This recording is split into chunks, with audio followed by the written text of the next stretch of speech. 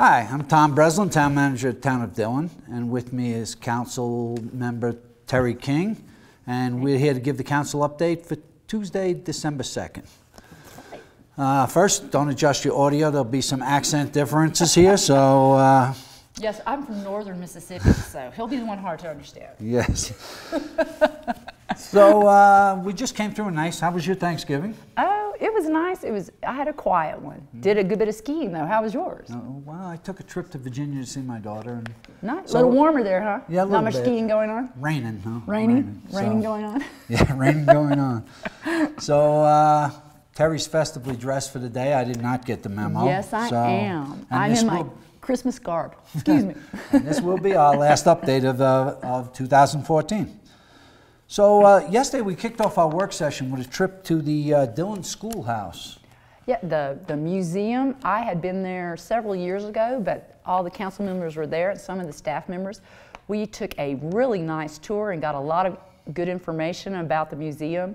They're really excited, Sandy and the other ladies that are working there and the gentlemen that work there, they have a lot of plans for this next year. They're going to have what's called a Victorian tea in March, and they really want to make a lot of improvements. They're going to do some painting and some, aesthetic work, but they also want to make the museum more of like a living classroom, like have children come over and sit in the little desks with the McGuffey readers and see what history was all about and what Dillon was like even before I was born.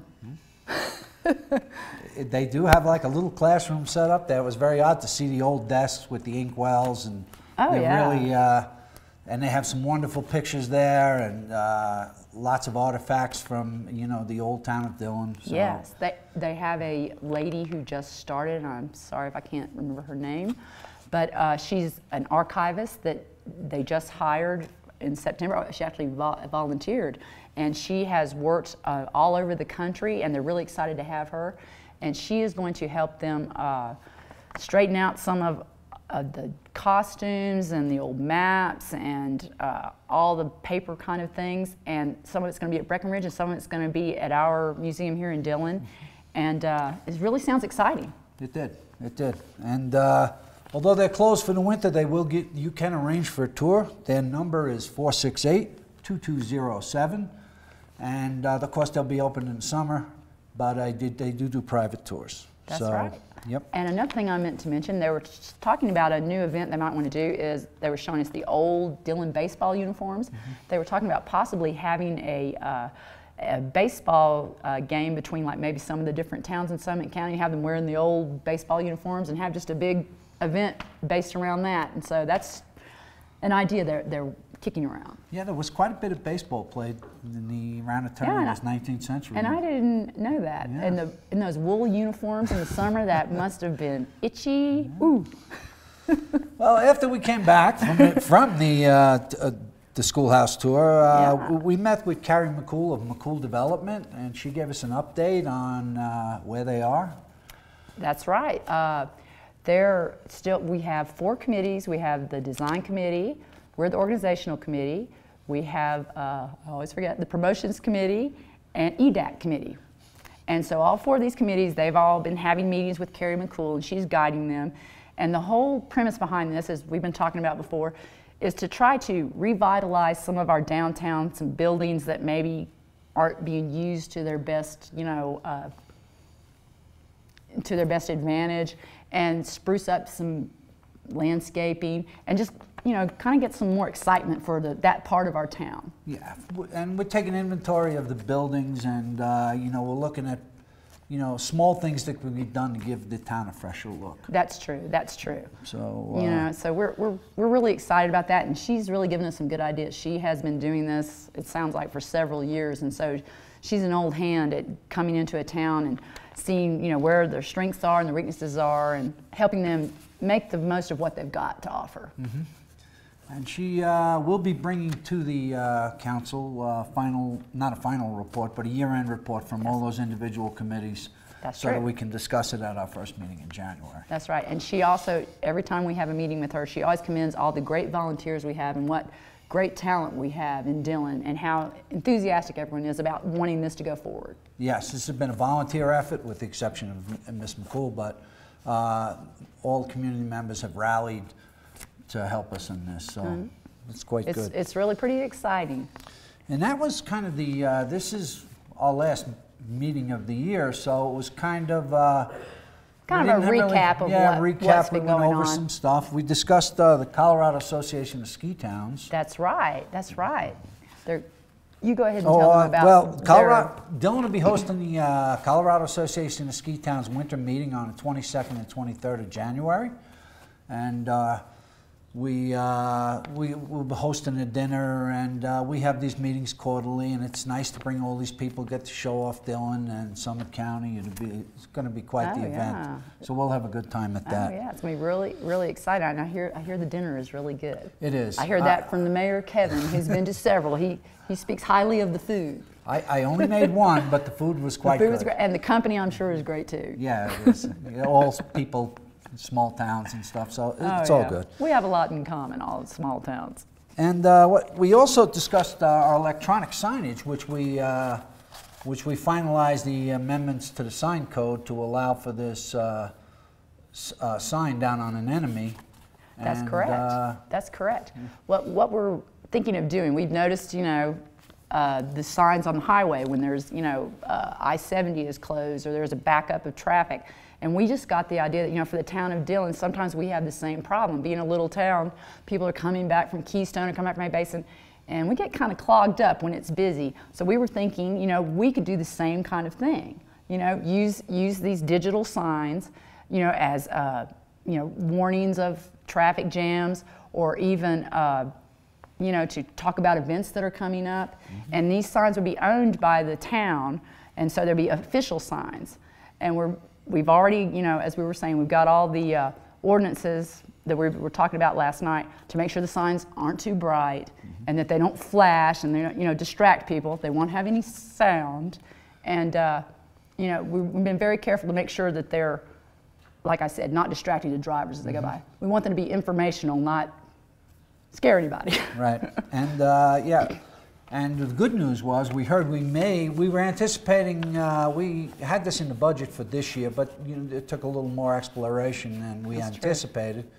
And so we had moved it to next year and we were thinking springtime. But now we're thinking with a little luck we could get it in February because the infrastructure at the present sign location is adequate to run this sign. Yeah, that's what they were telling us. That'd be exciting. Where our monument sign is there on Anemone, the digital sign would just kind of slide into that, or that's the way they explained it to us. And I just think it's a great idea. Yeah. Because it's just another little thing we can do to set us apart. If we have, like I said, a special event, instead of having our signs that were stagnant, these are going to change, I think, every 5 seconds. Yes. And so things that are going on, people can find out about them. Particularly, you look in the summer when we have the air show, something at the marina, the air show. Fest. Yeah, exactly. So people will get information whether they like it or not, which is good.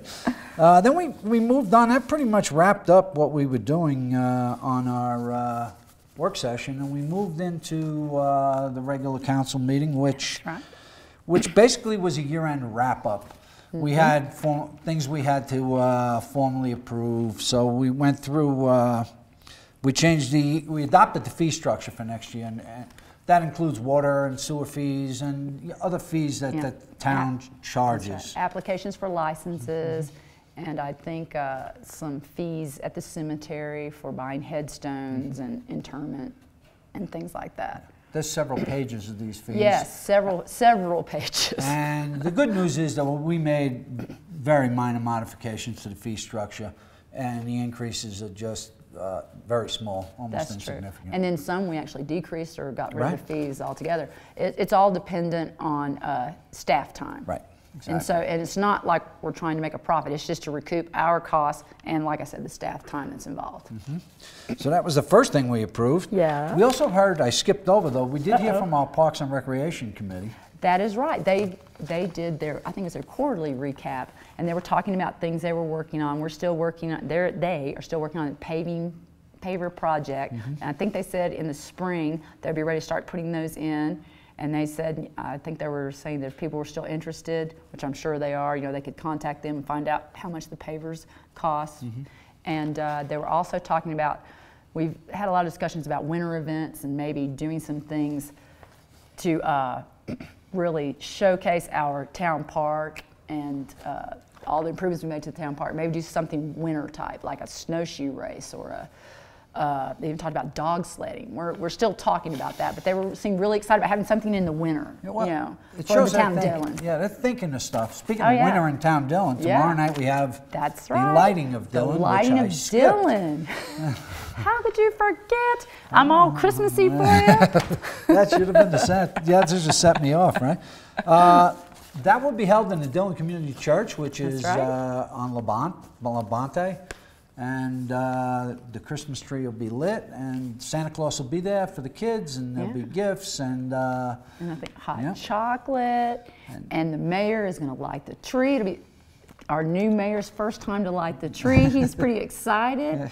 He didn't get to forgive the Thanksgiving turkey, so he's making up for it with lighting the tree. So yes, so 5:30 tomorrow evening. Make sure you're there. Plenty of space. That's right. It's going to be a fun time. They're trying to expand that. Our events manager, Matt Miano, and our DBA is really excited about making that even a bigger event every year. You know, kind of our winter kickoff event. And that will be, and then we'll have the bonfire every That's Friday right. night Every till Friday. Christmas out in the park. That's right. So that's good.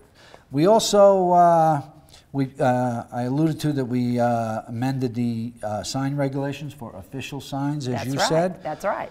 Then we did supplemental appropriations.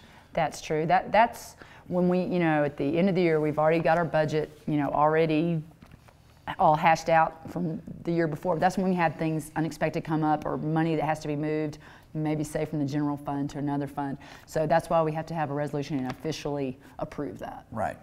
And yeah, because we budget very tightly, so if there's any unforeseen, then we have to supplementally appropriate money to the revenue side to pay offset these expenses. That's right. That's right. And so we did adopt the budget for 2015 after a couple of months' work. A lot of work. A lot of work. We usually go through each fund and discuss it at length. Discuss, sometimes argue, but then now it's the finished product. And we approve it, and we're very happy. It's balanced again, as it always is. Our finance director, Carrie, does a great job. She's like me, an accountant, and we're kind of, you know, the conservative people, so she's very careful to make sure we're not over-exaggerating what we have and what we can spend. But one thing she did talk about with all the good sales figures we've had this summer, we're looking even better than we thought we were going to look at this time.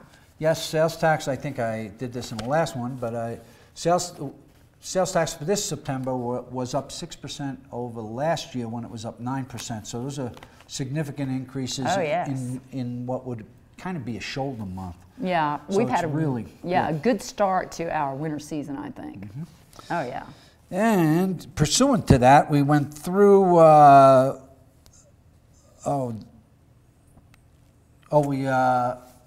What is this? Certified the mill levy, which we have to do for property taxes. These are all little formalities we have to do. And then a resolution was passed appropriating the money to the funds. That's true. For us to spend during the next year. That's right. So, there are a lot of steps to it. First, you have to approve it and then adopt it. Yeah, it's not just snap, snap. We're very. We have a lot of steps to it that we want to make sure we don't leave any out. Right. And Carrie did a great job in organizing this and bringing it to us, and she did the last updates last week and finalized it for presentation.